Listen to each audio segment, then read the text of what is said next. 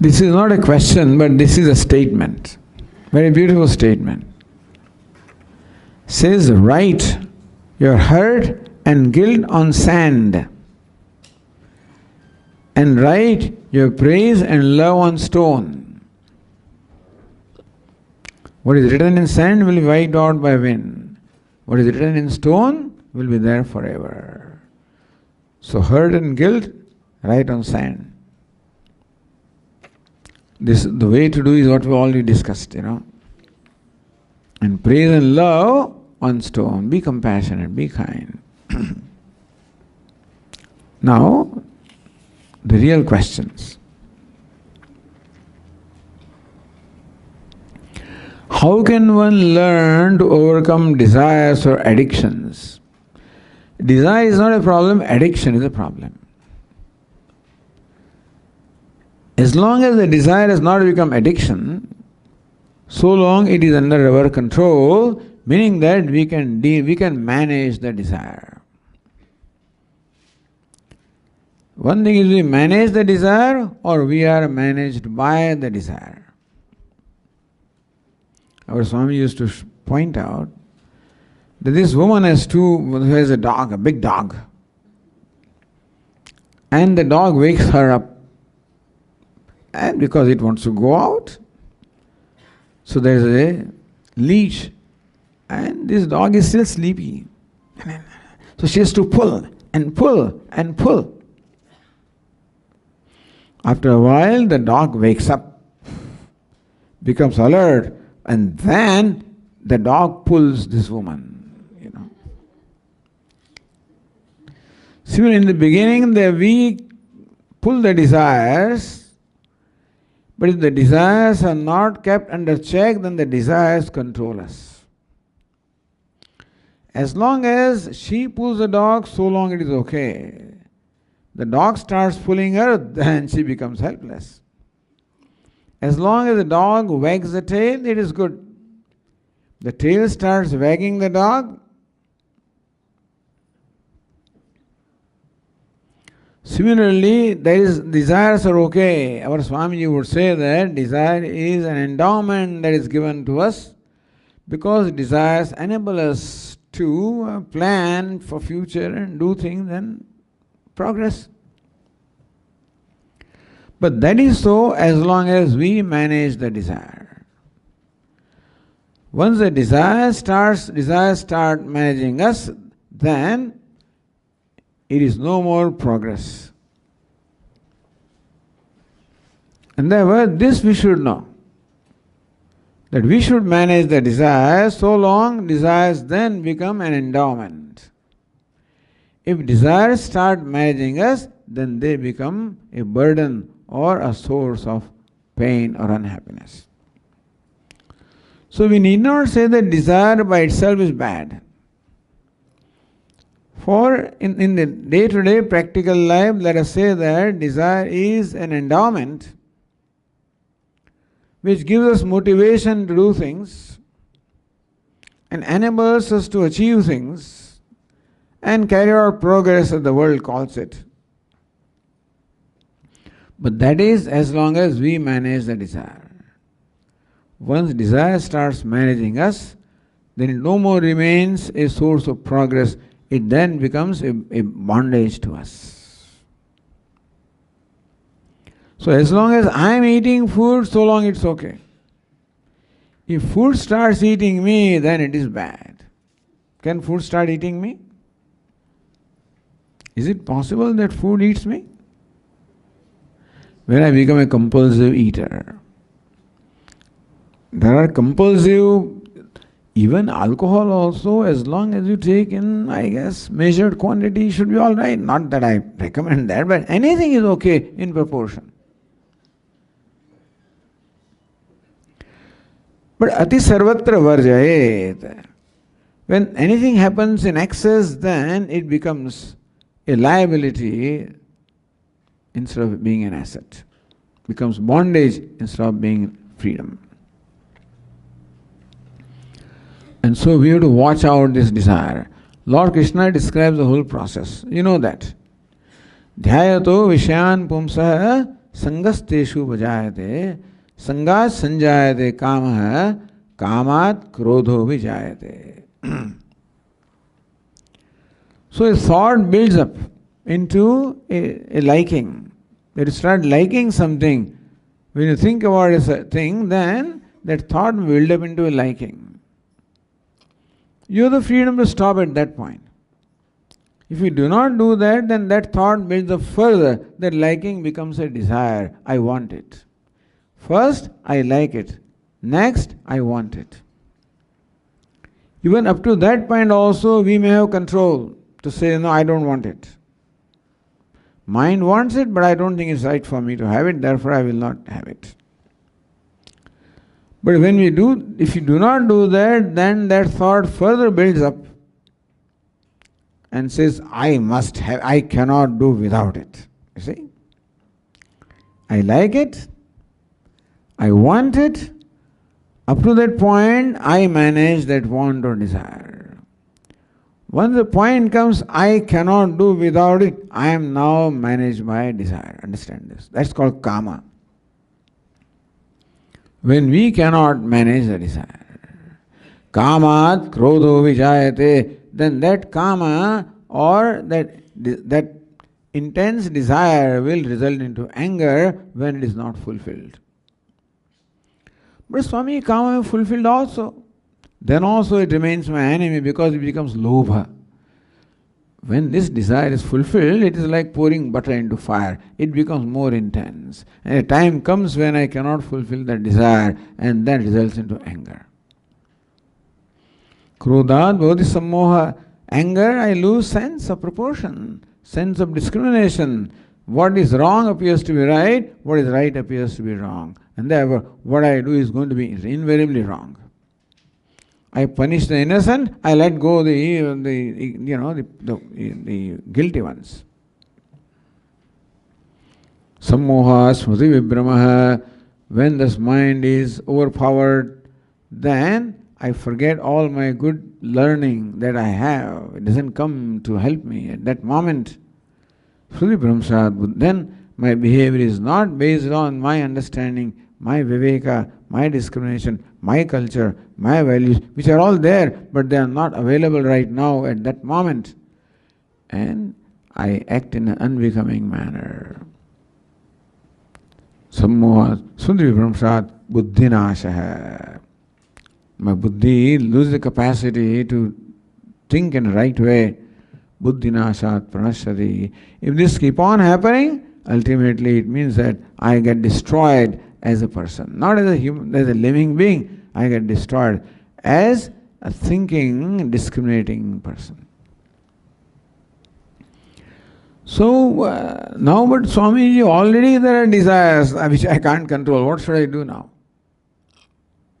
There are already some addictions. Then we start drawing boundaries. Say TV is one addiction, let us say. I just can't stop, Swami. Half an hour, 45 minutes, whatever. By the way, an addiction shows an inner void or vacuum. It shows an inner sadness. I am not happy with myself. I am sad when I am with myself, and therefore I need to escape from myself. All addictions are nothing but escaping from myself. All self-escape distractions. Every human being seems to need that in one degree or the other, and therefore the world obliges by providing it. So they make money at our cost. But when we find now that we are addicted, then what do? Then drawing the boundaries. Well, I'm addicted to TV, I can't stop it because there will be withdrawal symptoms, I'll feel miserable. So if I'm habituated to watching TV for an hour and a quarter, I can put a boundary, I'll watch for 1 hour. Meaning that I don't starve my mind, nor do I let the mind indulge, but I provide enough to the mind so that I have enough ability to stop there. So as far as addictions are concerned, I need 7 cups of tea every day. I can't stop it. Make it 6, make it 5, make it 4 over a course of time. That is true with any addiction. If it is food also, I draw boundary before starting my meal. I see, I don't know what they are serving today, but I'm sure it must be tempting. The junk food is always tempting anyway. So it is tempting. My mouth is watering.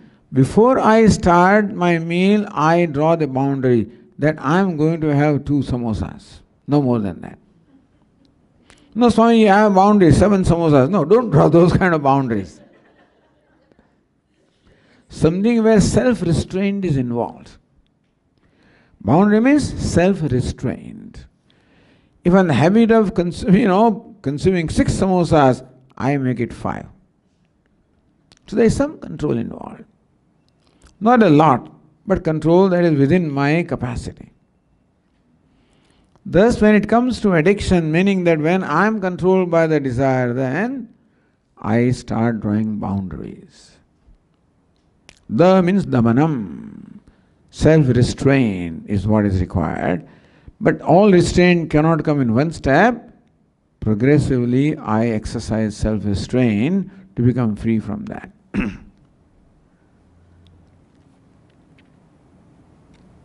So food can be an addiction, TV can be an addiction, cell phone can be an addiction, etc., etc. And so many addictions can be there. And we cannot give up right away. We have to make a plan for ourselves and progressively withdraw from there. Second question is how to explain to kids why Krishna's mischievous behavior was laughed at. So this question is not clear to me. If you can explain what the question is, then perhaps we can discuss that. But what is the point may be that child does what Krishna did and he is punished, I guess that may be the reason for this question. Why when Krishna steals butter that you laugh? When I steal a candy, why do you punish me? A child may have a question like this. Your treatment towards Lord Krishna seems to be differential to treatment towards me. Why is it so? Why am I punished and Krishna is not punished? It's because Krishna is innocent. In fact, no harm is meant. No personal agenda is there. No self-centeredness is there in what Krishna does. And therefore, all his acts are out of innocence, and therefore, we laugh at them. If you are stealing a candy out of innocence, then you can be also excused like Krishna. But we know we deliberately steal the candy because I don't want my sister to have it. So I grab it before she can have it. When we were growing up, our mother would cook X number of pieces of sweets, which is meant for all the brothers and sisters, but when everybody is out, I grab it. I'm not innocent. I'm a thief. Krishna is not a thief. And that's why we laugh at him. Or we enjoy his plays, because there is innocence behind that. And we are not innocent. So we are punished because we are not innocent. If that was a question, then this could be the answer.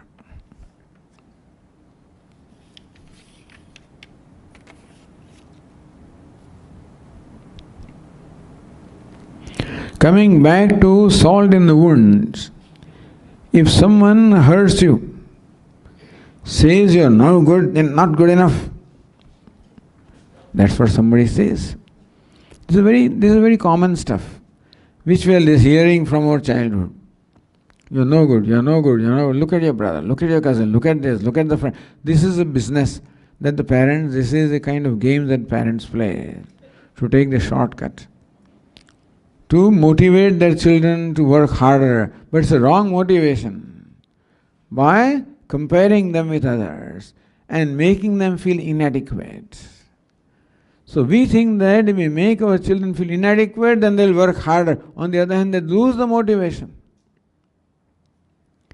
But anyway, this may be the habit of someone who is you are no good. Perhaps to extract more out of you, who knows what the intention is. And yes, it hurts me, so here, what do you do? Two options are given. Tell them that they hurt you, or do you deal with it on your own, being complete or consciousness, or you do both of them. For it is a good idea to tell them that we get hurt by that behavior. But we should communicate out of a mind which is free from anger, a non-reacting mind. When someone hurts us and says, "Hey, you are hurting me," no, that is retaliating. And that will invite more hurt perhaps, because now I am hurting back. So usually we retaliate hurt with hurt. And therefore to say that you are hurting me may not work if it is said out of anger. If you want to say to the person they are hurting, you should be at peace. Meaning that you should wait until your mind has calmed down. And then you can tell that person, "Look, I felt hurt when you said this." Don't say, "You hurt me." Because when you say, "You hurt me," then we are already superimposing something, judging the person. The fact is, I felt hurt. When you said this, I felt hurt. No, this is a statement of reality. That gives that person a escape window. "Oh, I know I did not mean it." Even though he meant at that time. Right now he may say, "I did not," but at least he is regretting.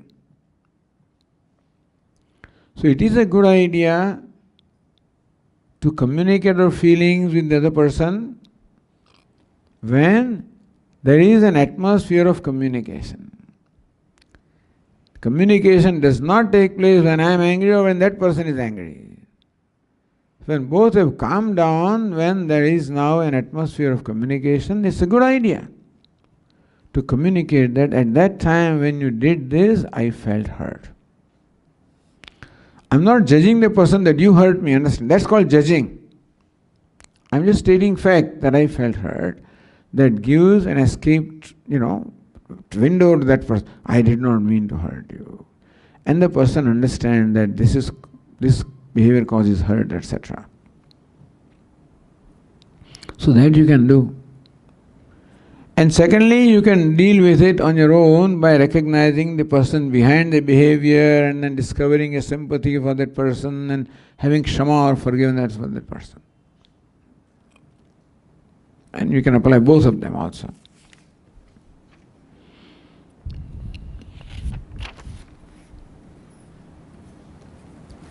Is progress or success possible without desires or expectations? I think expectations may be justified in certain conditions, circumstances. Suppose you are a team leader and there are a few people who are working for you,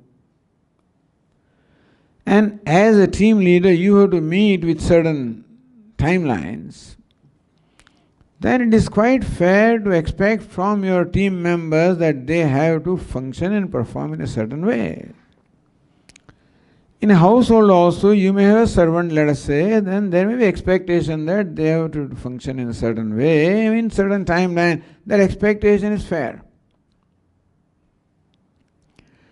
But a second two-step approach is that I must be prepared that my expectation may not be fulfilled. It is one thing for me to expect, but fulfilling my expectation is up to that person, and I can't control that person. Therefore, I should be willing or ready for a situation when my expectation may not be fulfilled. So I may have freedom to have expectation, but with a preparedness that my expectation will not be fulfilled, in which case I am prepared to handle it and not get upset. That it also is the reality. So if that willingness is there, then you can afford expectation. This is called managing expectation. When I am ready for a situation when my expectation may not be fulfilled, which is reality. Similarly, desires. As long as we manage the desire, so long it's all right. If desire manages me, then you know what happens? Then there is a tendency to compromise means for the sake of end. If I am managing desire, then I'll make sure that the means are fair to fulfill the desire. So as long as you adopt fair means to fulfill the desire, it is called managing the desire.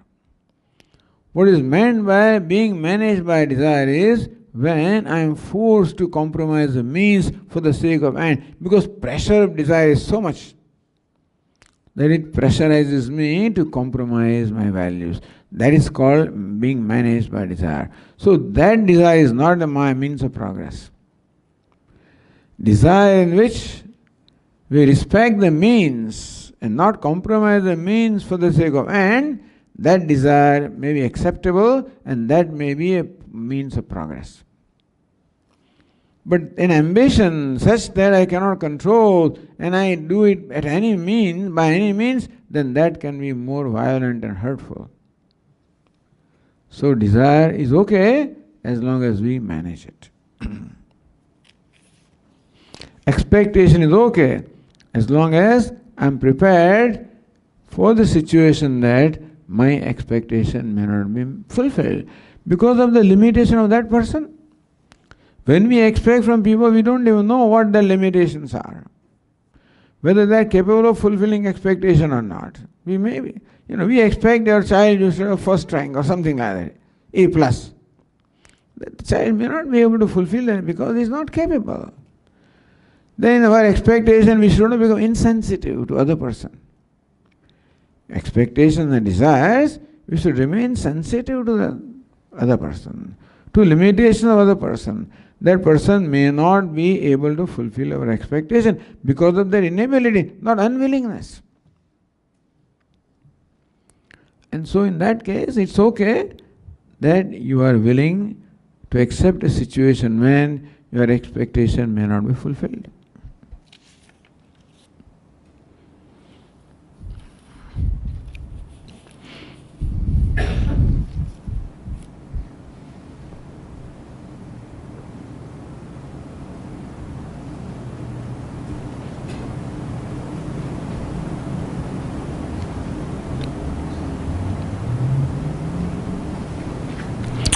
In life, we are confronted with competition, conflicts, jealousy. People take credit for your achievements. They complain and we get in trouble. How can we just accept their behavior and say, this is who I am, let it be? No, you should not. Whereas we have a value of not attacking others, we should have a value of protecting ourselves. And therefore we should know the environment in which we are functioning, and we should have the tools to function in that environment. That other people are competitive, then you may not compete with them, but at the same time you have to protect yourself. That they do not achieve at your cost, understand. You should not allow them to hurt. That much alertness we should have. That they complain and you get in trouble, that's not right. We should have enough smartness to function in the world. Vedanta does not substitute incompetence, understand. I mean, everybody has incompetence in one degree or the other.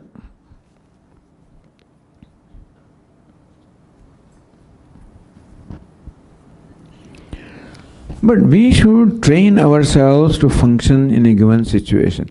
The world is a hostile place, no doubt about that. It may be because people don't have these values. What matters to people is the end and not the means, and therefore they compromise means for the sake of end. They hurt others. They are violent. They are political, and therefore they plan and scheme and do things. It is true. It is not easy to function in the world with the values that we have. That's what we discussed last night also, night before also in the temple. But we have to equip ourselves with the understanding that, look, what this fellow is doing is cheating me, he is taking away credit for what I have done. Then you have to assert yourself at the right place, to the right person, that look, this is what I have done. Show the work.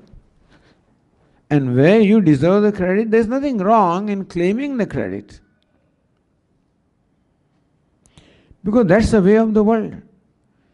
Because you are only judged based on what your accomplishments are. If somebody quietly takes away the credit for your accomplishment, then you will be fired someday.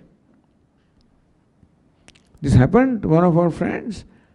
There was somebody who was supposedly superior. He took away everything that this fellow did and published his papers and did all kinds of things and took the credit before the management. This fellow may not even know. But that's not right.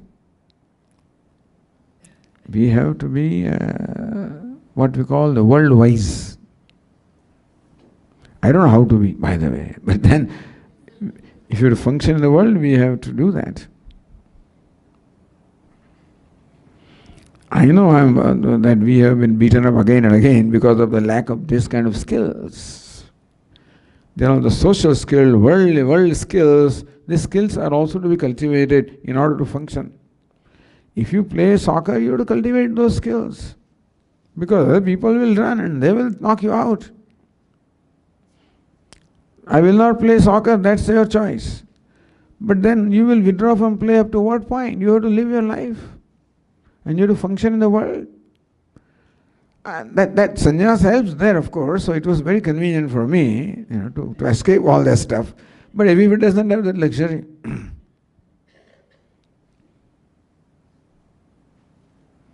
So we have to accept that yes, we are functioning in a world which has a different set of values from the values that we have. And Lord Krishna says that is what you will find when you go out and work in the world. So you act as like them with the same motivation and enthusiasm, but with your values. Keep your values to yourself. Don't declare them.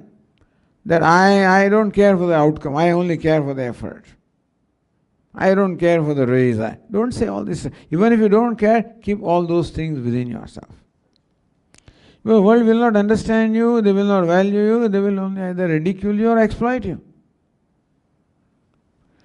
So we have to have enough skills to protect ourselves, if not hurt others.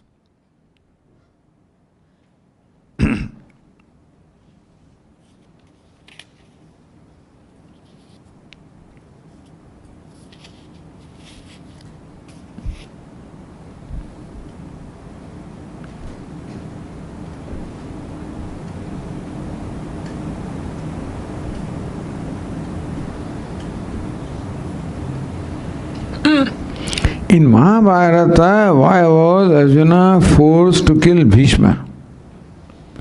In the fight by Krishna, Krishna forced Arjuna to kill Bhishma. Kill Karna, not Bhishma actually. Anyway, Arjuna was not forced but ordered to kill Karna. Bhishma was killed by Drishtadyumna, another one. Or Shikhandi rather, Drishtadyumna, Karna, Dronacharya was killed by him. All of these was already destined, understand. Whatever Lord Krishna did in the battle of Mahabharata, to us it may look like he violated his own values, but he acted as a karma phala data, as a dispenser of the result of the action. All these fellows, death was destined in a certain way. Bhishma's death was destined in a certain way, so was Drona's, so was Karna, so was Jayadratha and others. And so Lord Krishna had to create conditions for their destiny to work out. And that's what Lord Krishna did. It may look to us as though he was, he violated values, but he acted as a karma phala data to create the conditions for the karma phala to work out for those fellows. Otherwise, they were all forces of adharma, understand. It is not a person who was killed, it is adharma that was overpowered. This is battle between dharma and adharma. But Swami, Bhishma was not adharma. Bhishma also was adharma because he sided with the force of adharma. You follow? Even though Bhishma himself was a dharmatma, but for whatever reason he sided with the force of adharma, therefore he also represents adharma. So not Bhishma who is killed, not Drona who is killed, not Karna who is killed. It is the force of adharma that had to be killed in order to protect the dharma. So that's how we have to look at all this. Duty is not to kill. Lord Krishna doesn't say you kill people. Lord Krishna, you perform your duty. Arjuna's duty happened to fight, and fight on the side of dharma. And you can protect dharma only when you overcome adharma. So that involved, but it was not for killing, it was for protecting dharma. That's what Lord Krishna asks Arjuna to do. He doesn't tell them to kill. If your questions need some clarification, you can raise your hand. We will try to provide further clarification.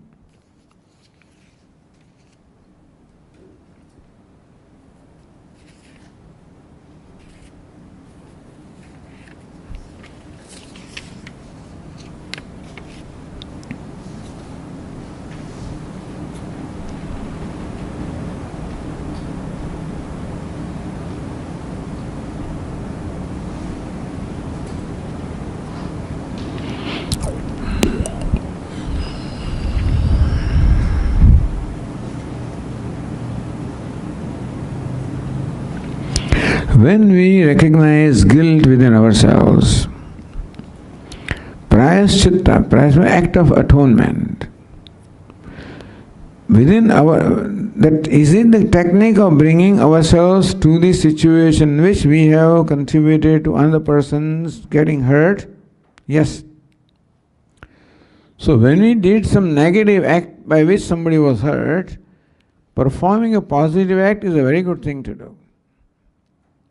So not only being forgiving to ourselves by recognizing our own vulnerabilities, but also to compensate for the hurt that we cause, it's a good idea also to do something very positive. Yes, that's called prayaschitta. Now if you do not know what the prayaschitta or act of atonement for a particular thing is, then remember, repeat God's name, that's all. So these acts that we are performing of the puja, every daily activity of puja, and japa, and recital, and patha, all of these are the general prayaschitta, These are all meant for neutralizing the papa karma which we may have in our prarabdha. We don't know which one it is, but this is the general. There are broad-based antibiotic and specific antibiotics. So prayaschitta can be specific. An astrologer will tell you that perform this prayer to this graha, this planet, and this whatever. There is an act directed towards a particular, neutralizing particular effect. But otherwise, doing what we do in terms of prayers and worship and puja and is all general prayaschitta. But if you know a particular act which caused a hurt to other person, then do something positive is a good idea. And asking for forgiveness in person, that's the best. If I know that I hurt somebody, seeking forgiveness also is a very noble thing to do. Does that begin the process of clearing guilt? Yes, it does. So, seeking forgiveness, doing something positive to compensate for the damage that we may have done, certainly is a good idea.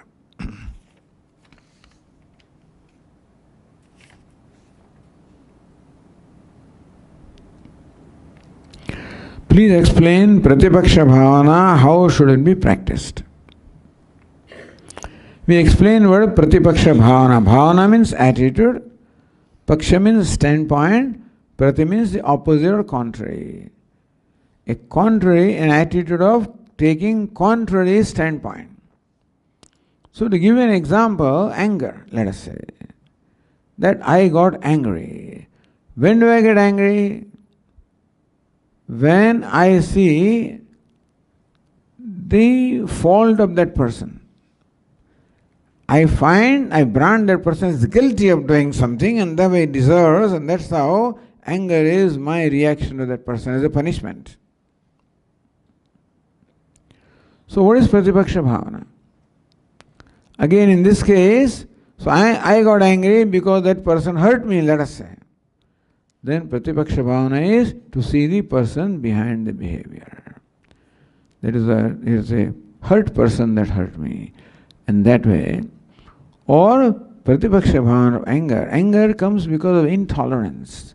I cannot tolerate something. I cannot tolerate the behavior of the person. Sometimes we cannot tolerate even look of the person, a skin of the person, language of the person. So intolerance causes anger.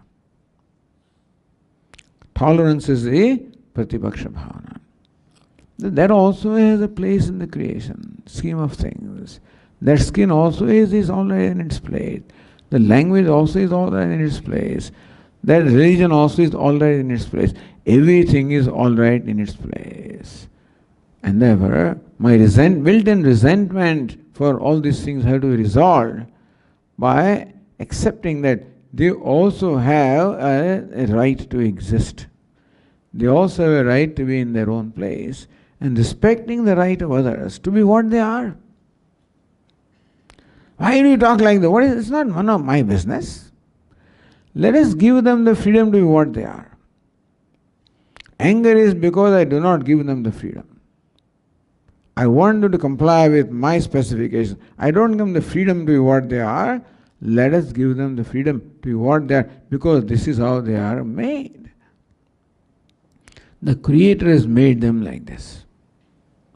And therefore, let them have their own space. But Swami, his behavior is miserable. Let it be. It's none of your business. And therefore, giving others the freedom to be what they are is the Pratipaksha Bhavana of intolerance. Intolerance is because I do not give them the freedom to be what they are. I want them to mold themselves in my specification. Give them the freedom to be what they are. That requires me to be more large-hearted. Then only I can give freedom. More accommodative. I am not accommodative. Therefore I exclude others. The way is to become more accommodative. So we can include others. Even that also is in order. Everything is in order. This is the reason why a person is what he or she is. A reason which we may not know. There is always a reason. And therefore, accommodation is a way of intolerance, to neutralize intolerance, which gives rise to anger. So thus we have to understand how every negative emotion arises in us and what is the opposite of that. It requires understanding. We give this example. Even self-condemnation is also, to condemn myself also is a common habit of human beings. Self-non-acceptance, self-rejection, and self-condemnation, it builds up. So, sadness is all caused by self-rejection, understand? No, Swamiji, that person said something, that is why. But that person said something which created in me this train of self-rejection. It is there within ourselves, waiting to come out. What that person does or says, it just becomes a triggering point to trigger that current of self-rejection because of my inherent dissatisfaction with myself. What do? That's the cause of all sadness. Self-dissatisfaction, which builds up into self-rejection, which builds up into self-condemnation. That makes me depressed. All sadness resulting in depression comes from self-rejection, which comes from self-dissatisfaction. Because I expect myself to such and such, and I am not in my own perception, therefore I reject myself. When I reject myself, I become unhappy with myself, I become sad. So what's the Pratipaksha Bhavana? To accept myself, to accept my limitation. That it is all right to be limited. Swami, I have failed. It's all right to fail. I must accept the fact that I am a limited entity. Regardless of how smart I am, still there is a limitation to smartness. Regardless of how well informed I am, there is still limitation to that. Regardless of how skilled I am, there is a limitation to everything. There is no creature who is free from limitation, and therefore I also am a limited being. I must gracefully accept the fact that I am a limited being. That does not mean that I should not do something about it. I may. If I feel that I should deal with this limitation, is necessary, deal with it. But just because I am limited does not deserve me to reject myself. This is not proper for me to reject myself. I don't deserve to be rejected by myself because I am what I am. This is my skin. What can I do? Shave up my nose. What can I do? The world ridicules me. That's the world's problem. I don't have to make it my problem. What we do is when the world criticizes, we start criticizing ourselves. That's our problem. Because the self-criticism is always there. And when somebody criticizes me, it triggers. We also become sympathetic to the world, what the world does, and we start criticizing ourselves, condemning ourselves. Let us recognize that trend. That is what makes us sad. That is what leads to even depression. This dissatisfaction, self-rejection, sometimes self-condemnation. It is not fair to myself. Just as I should be graceful with reference to limitations of others, so also I should be graceful with reference to limitation of myself. That it is not an offense, not a crime to be limited, because whoever is born is limited. And I am limited. Gracefully accepting the limited self.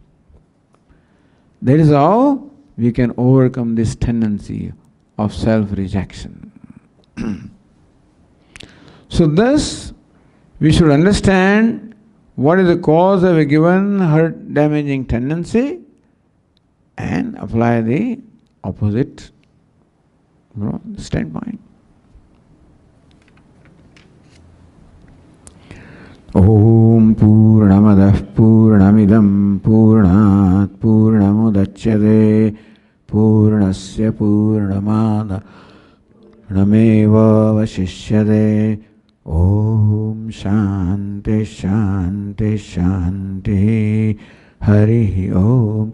Shri Gurubhyo Namaha. Hari Om.